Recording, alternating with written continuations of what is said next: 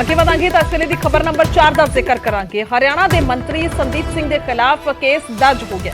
Chandigarh police ਨੇ ਦੱਸ ਦਈਏ ਕਿ FIR ਸੰਦੀਪ ਸਿੰਘ ਦੇ ਤੇ ਦਰਜ ਕੀਤੀ ਹੈ। ਛੇੜਛਾੜ ਦੇ ਕਈ ਧਾਰਾਵਾਂ ਦੇ ਤਹਿਤ ਇਹ ਕੇਸ ਦਰਜ ਕੀਤਾ ਗਿਆ ਤਾਂ ਹਰਿਆਣਾ ਦੇ ਮੰਤਰੀ ਤੇ ਕੇਸ ਦਰਜ ਹੋਇਆ। ਚੰਡੀਗੜ੍ਹ ਪੁਲਿਸ ਦੇ ਵੱਲੋਂ ਕੇਸ ਦਰਜ ਕੀਤਾ ਗਿਆ। ਛੇੜਛਾੜ ਤੇ ਹੋਰ ਕਈ ਧਾਰਾਵਾਂ ਜਿਹੜੀਆਂ ਨੇ ਮਹਿਲਾ ਕੋਚ ਦੇ ਵੱਲੋਂ ਜੋ ਇਲਜ਼ਾਮ ਲਗਾਏ ਗਏ ਤਾਂ ਉਸ ਤੋਂ ਬਾਅਦ ਇਹ FIR ਦਰਜ ਕੀਤੀ ਗਈ, ਯਾਨੀ ਕਿ ਮਾਮਲਾ ਦਰਜ ਕਰ ਲਿਆ ਗਿਆ। DGP ਹਰਿਆਣਾ ਦੇ ਵੱਲੋਂ ਵੀ 3 ਮੈਂਬਰੀ SIT ਦਾ ਗਠਨ ਕੀਤਾ ਗਿਆ।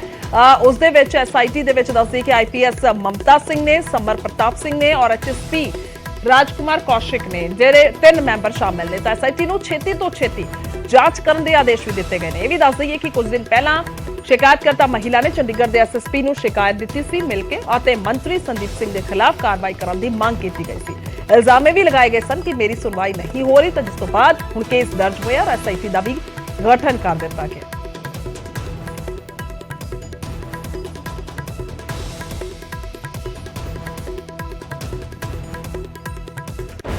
ताकि ਵਧਾਂਗੇ ਤਾਂ ਅੱਜ ਦੀ ਅਹਿਮ ਤੇ ਇਸ ਵੇਲੇ ਦੀ ਵੱਡੀ ਖਬਰ ਹੈ। ਹਰਿਆਣਾ ਦੇ ਮੰਤਰੀ ਸੰਦੀਪ ਸਿੰਘ ਨੇ ਖੇਡ ਵਿਭਾਗ ਛੱਡ ਦਿੱਤਾ ਤਾਂ ਖੇਡ ਵਿਭਾਗ ਤੋਂ ਅਸਤੀਫਾ ਦੇ ਦਿੱਤਾ। ਰਿਪੋਰਟ ਆਉਣ ਤੱਕ ਵਿਭਾਗ CM ਨੂੰ ਸੌਂਪਿਆ ਜਾ ਰਿਹਾ ਹੈ ਤਾਂ ਉਹਨਾਂ ਨੇ ਕਿਹਾ ਕਿ ਮੈਂ ਰਿਪੋਰਟ ਆਉਣ ਤੱਕ ਵਿਭਾਗ ਜੋ ਹੈ ਉਹ CM ਨੂੰ ਸੌਂਪ ਰਿਹਾ। ਤਾਂ ਹਰਿਆਣਾ ਦੇ ਖੇਡ ਮੰਤਰੀ ਦੇ ਵੱਲੋਂ ਇਹ ਡਿਪਾਰਟਮੈਂਟ ਛੱਡ ਦਿੱਤਾ ਗਿਆ ਹੈ। ਸੰਦੀਪ ਸਿੰਘ ਹੋਰਾਂ ਦੇ ਵੱਲੋਂ ਇਹ ਡਿਪਾਰਟਮੈਂਟ ਛੱਡ ਦਿੱਤਾ ਗਿਆ ਹੈ ਔਰ ਮਹਿਲਾ ਕੋਚ ਨੇ ਜੋ ਛੇੜਛਾੜ ਦੇ ਇਲਜ਼ਾਮ ਲਗਾਏ ਤਾਂ ਉਸ ਤੋਂ ਬਾਅਦ ਅਸੀਂ ਕਹਿ ਸਕਦੇ ਹਾਂ ਕਿ ਉਹਨਾਂ ਦੇ ਵੱਲੋਂ ਇਹ ਫੈਸਲਾ ਲਿਆ ਗਿਆ। ਉਹਨਾਂ ਦਾ ਕਹਿਣਾ ਹੈ ਕਿ ਮੈਂ ਨੈਤਿਕਤਾ ਦੇ ਆਧਾਰ ਤੇ ਇਹ ਫੈਸਲਾ ਲੈ ਰਿਹਾ, ਨੈਤਿਕਤਾ ਦੇ ਆਧਾਰ ਤੇ ਮੈਂ ਅਹੁਦਾ ਛੱਡ ਰਿਹਾ। ਮੇਰਾ ਅਕਸ ਖਰਾਬ ਕਰਨ ਦੀ ਕੋਸ਼ਿਸ਼ ਹੋ ਰਹੀ ਹੈ।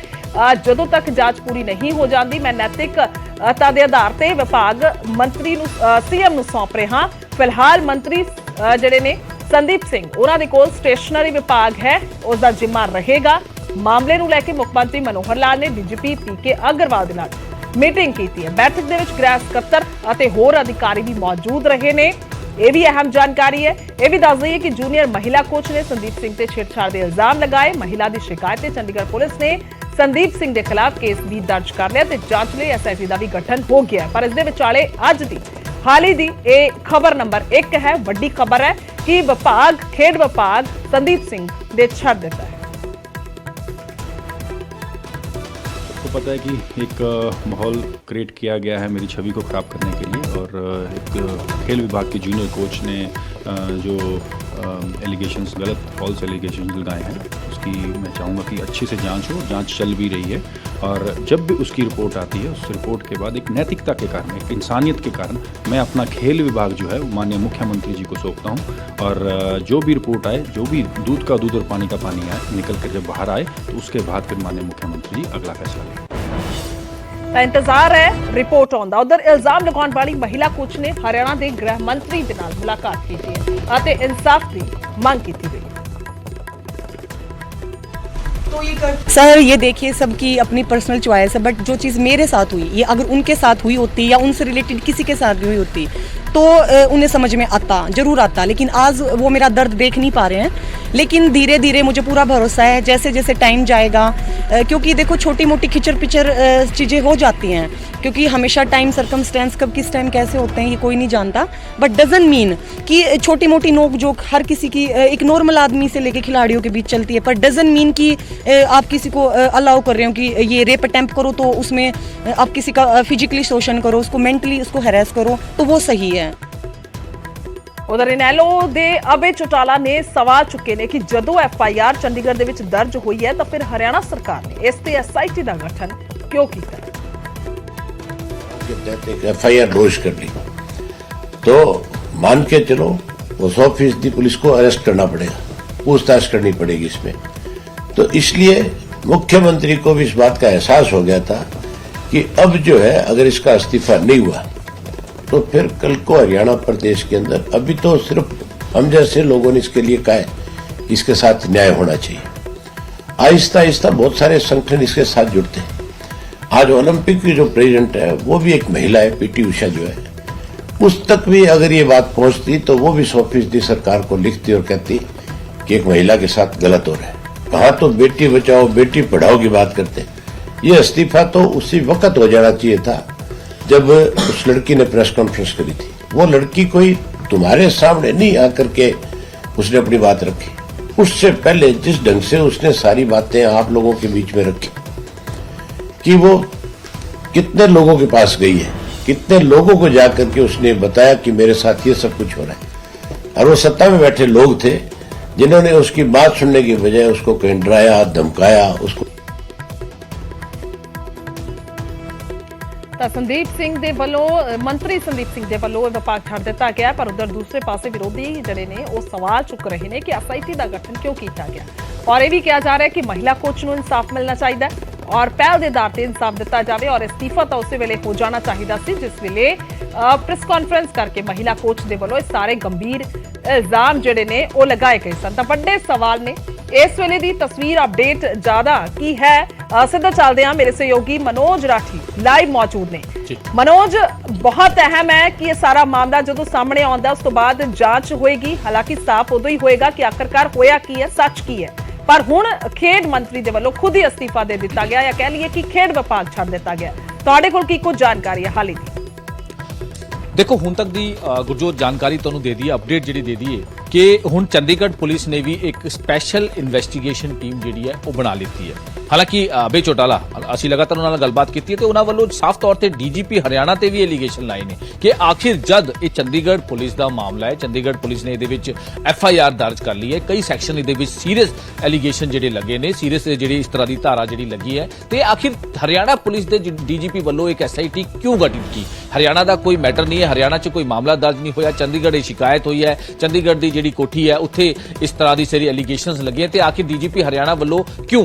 क्योंकि उन्हां दी अपनी सरकार है, जो सरकार कहूगी उही जिहड़ी है पुलिस अधिकारी करनगे। हालांकि 3 जिहड़े एसआईटी दे सीनियर ऑफिसर इहदे विच लाए गए ने, डीजीपी हरियाणा वल्लों जिहड़े इहदे विच रोहतक रेंज दी जिहड़े एडीजीपी लैवल दी मैडम ने ममता, उन्होंने लगाया गया, डीसी पंचकूला नूं इहदे एसआईटी शामिल किया है। तो साफ तौर पर जिहड़ी ओपोजिशन पार्टी उन्होंने वालों जरूर एलीगेशन लाए ने ते हुण अपडेट इहदे विच यह है कि कुछ ही मिनटां च सीनियर ऑफिसर जिहड़े चंडीगढ़ पुलिस दे हैं वो साडे नाल जुड़न वाले हैं। लेकिन उस तो पहलां तुहानूं थोड़ी जी अपडेट दे दईए कि इहदे विच किस तरह दी हुण चीज़ां हो रही है। जिहड़ी ये एफआईआर दर्ज हुई है गुरजोत, इहदे विच समझना होवेगा 354, 354A, 354B, 342, 506 आईपीसी, ये सारे जिहड़े सैक्शन ने काफ़ी सीरीयस एलीगेशन ने, सीरीयस ये सारे जिहड़े सैक्शन लाए गए ने। इहदे विच हुण इन्वेस्टिगेशन वास्ते चंडीगढ़ पुलिस वालों भी एक एसआईटी जिहड़ी बना दी गई है ते हुण इहदे विच एक पॉइंट ते जिहड़ी है वो इन्वेस्टिगेट करके डीजीपी नूं ये रिपोर्ट जिहड़ी है वो दित्ती जानी है। हालांकि मामला जिहड़ा है कल देर शाम ये दर्ज कल हो गया सीगा ते हुण पुलिस भी इहदे विच इन्वेस्टिगेट कर रही है। इहदे विच जिहड़े संदीप सिंह ने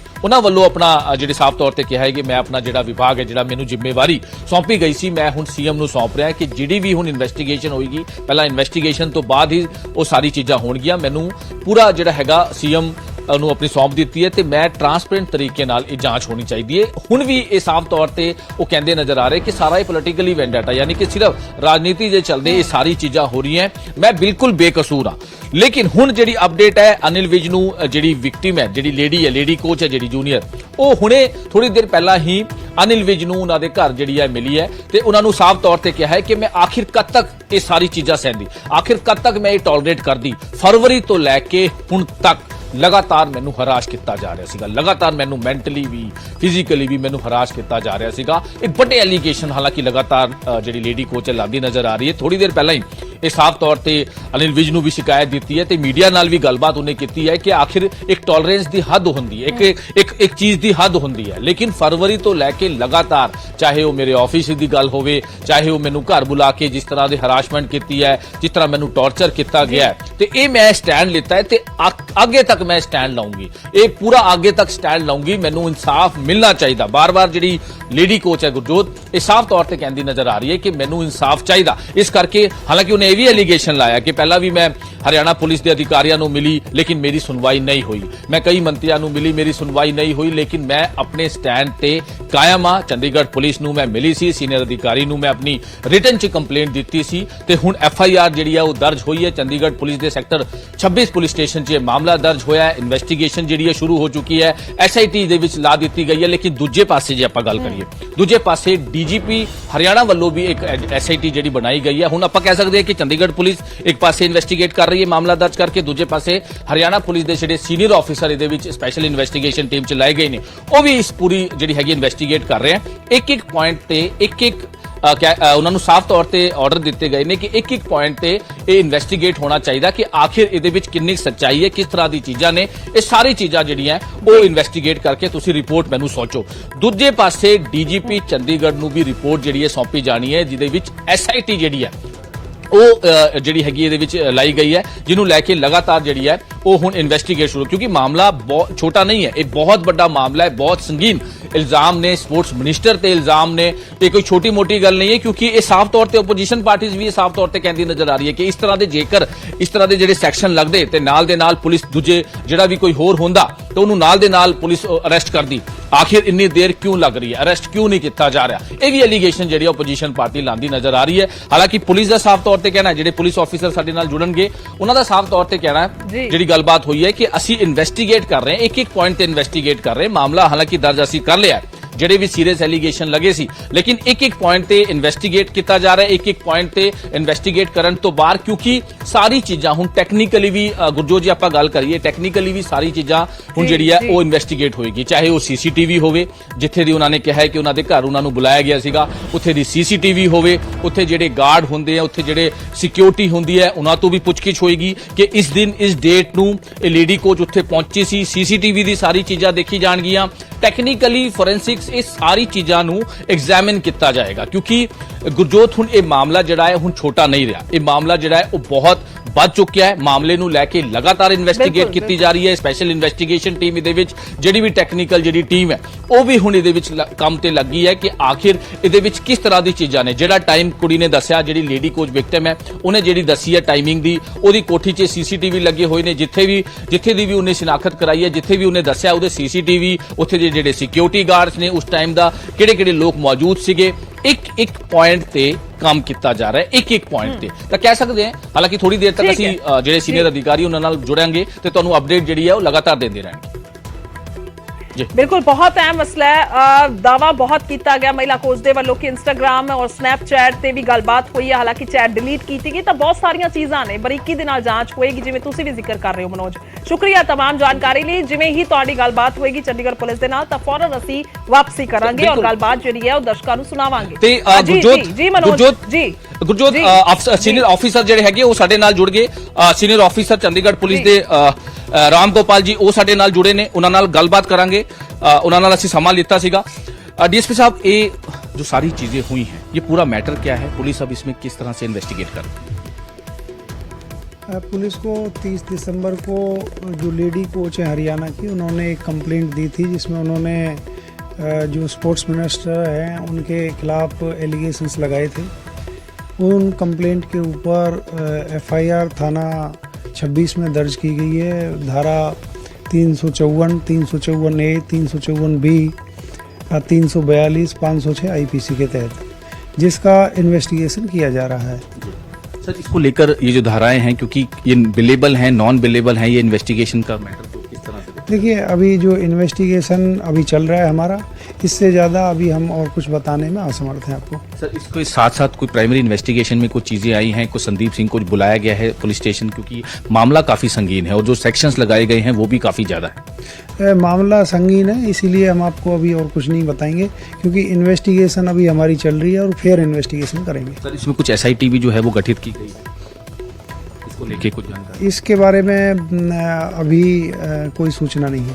सर, प्राइमरी इन्वेस्टिगेशन में पुलिस कुछ कर रही है, जिस तरह से जो भी इन्वेस्टिगेशन, क्योंकि मामला दर्ज हो चुका है कल देर शाम, उसको लेकर अभी तक अगर हम बात करें तो चंडीगढ़ पुलिस किस तरह से काम कर रही है? चंडीगढ़ पुलिस इसमें बिल्कुल फेयर इन्वेस्टिगेशन करेगी। जी सर, क्योंकि मंत्री हैं, कुछ किस तरह का कोई दबाव या किस तरह की कोई चीज़ अभी तक है? नहीं, इस तरह की कोई बात नहीं है। जी सर, क्योंकि विक्टिम जो है वो अभी अनिल विज उनके पास भी पहुंची थी, उन्होंने भी कहा है कि मामला दर्ज हो गया, लेकिन अभी तक अरेस्ट जो है वो नहीं हुई है। हालांकि मामला इतने सेक्शन भी लगाए गए, लेकिन अभी अरेस्ट इस मामले में नहीं हुआ, तो कहीं ना कहीं चंडीगढ़ पुलिस पर, जैसे मैंने आपको पहले बताया कि जो चंडीगढ़ पुलिस है इन्वेस्टिगेशन बिल्कुल फेयर करेगी और इन्वेस्टिगेशन हमारी चल रही है, और जैसे ही कोई सूचना इसमें आएगी आपको बता दिया जाएगा। तो बिल्कुल गुरजोत, जिदा सर ने दसिया कि मामला जिहड़ा हैगा काफी संगीन है। हालांकि मामला जिहड़ा है वो दर्ज हो गया, जिदा सर ने भी दसिया मामला दर्ज हो गया है। 354, 354A, 352B, 342506 ਆਈਪੀਸੀ ਇਹ ਮਾਮਲਾ ਜਿਹੜਾ ਹੈ ਜ਼ਰੂਰ ਦਰਜ ਹੋ ਗਿਆ। ਹਾਲਾਂਕਿ ਮਾਮਲਾ ਕਾਫੀ ਜਿਹੜਾ ਹੈਗਾ ਕਹਿ ਸਕਦੇ ਸੀਰੀਅਸ ਹੈ, ਇਸ ਕਰਕੇ ਇੱਕ ਪੁਆਇੰਟ ਤੇ ਕੰਮ ਕੀਤਾ ਜਾ ਰਿਹਾ। ਜਿੱਦਾਂ ਸਰ ਨੇ ਵੀ ਦੱਸਿਆ, ਚੰਡੀਗੜ੍ਹ ਪੁਲਿਸ ਦੇ ਸੀਨੀਅਰ ਆਫੀਸਰ ਨੇ, ਉਹਨਾਂ ਨੇ ਦੱਸਿਆ ਕਿ ਪੂਰਾ ਜਿਹੜਾ ਹੈਗਾ ਮਾਮਲਾ ਦਰਜ ਕਰਕੇ ਹੁਣ ਇੱਕ ਪੁਆਇੰਟ ਤੇ ਇਨਵੈਸਟੀਗੇਟ ਕਰਕੇ ਜਿਹੜੀ ਵੀ ਚੀਜ਼ਾਂ ਹੋਣਗੀਆਂ ਉਹ ਟਾਈਮ ਟੂ ਟਾਈਮ ਦੱਸੀ ਜਾਣਗੀਆਂ। ਜੀ ਬਿਲਕੁਲ ਬਿਲकुल ਗੱਲਬਾਤ ਕੀਤੀ ਹੈ ਤੁਸੀਂ ਰਾਮ ਗੋਪਾਲ ਡੀਐਸਪੀ ਨੇ ਚੰਡੀਗੜ੍ਹ ਦੇ। ਸ਼ੁਕਰੀਆ ਮਨੋਜ, तमाम ਜਾਣਕਾਰੀ ਦੇ ਲਈ ਧੰਨਵਾਦ ਹੈ। ਤਾਂ ਇਹ ਡੀਐਸਪੀ ਰਾਮ ਗੋਪਾਲ ਗੱਲਬਾਤ ਕਰ ਰਹੇ ਸੀਗੇ ਮਨੋਜ ਰਾਠੀ ਦੇ ਨਾਲ, ਤਾਂ ਜਿਨ੍ਹਾਂ ਨੇ ਜ਼ਿਕਰ ਕੀਤਾ ਕਿ ਔਰ ਦਾਵਾ ਇਹ ਕੀਤਾ ਹੈ, ਦੱਸਿਆ ਹੈ ਕਿ ਬਿਲਕੁਲ ਫਿਰ ਇਨਵੈਸਟੀਗੇਸ਼ਨ ਹੋਏਗੀ, ਯਾਨੀ ਕਿ ਬਿਲकुल ਤਰੀਕੇ ਦੇ ਨਾਲ ਜਿਹੜਾ ਹੈ ਉਹ ਕੰਮ ਕੀਤਾ ਜਾਏਗਾ ਇਸ ਮਾਮਲੇ ਦੇ ਵਿੱਚ, ਕਿਉਂਕਿ ਮਾਮਲਾ ਸੰਜੀਦਾ ਹੈ, ਗੰਭੀਰ ਹੈ, ਛੋਟਾ ਨਹੀਂ ਹੈ ਮਾਮਲਾ, ਕਿਉਂਕਿ ਮਸਲਾ ਹੈ ਇੱਥੇ ਮੰਤਰੀ ਹਰਿਆਣਾ ਦੇ ਮੰਤਰੀ ਦਾ ਸੰਦੀਪ ਸਿੰਘ ਹੋਰਾਂ ਦਾ, ਜਿਨ੍ਹਾਂ ਤੇ ਇਲਜ਼ਾਮ ਮਹਿਲਾ ਕੋਚ ਨੇ ਲਾਏ ਨੇ। ਸੋ ਇਸੇ ਦੇ ਨਾਲ ਇੱਕ ਬ੍ਰੇਕ ਦੇ ਲਈ ਰੁਕ ਰਹੇ ਹਾਂ, ਜਲਦੀ ਵਾਪਸ ਆਵਾਂਗੇ।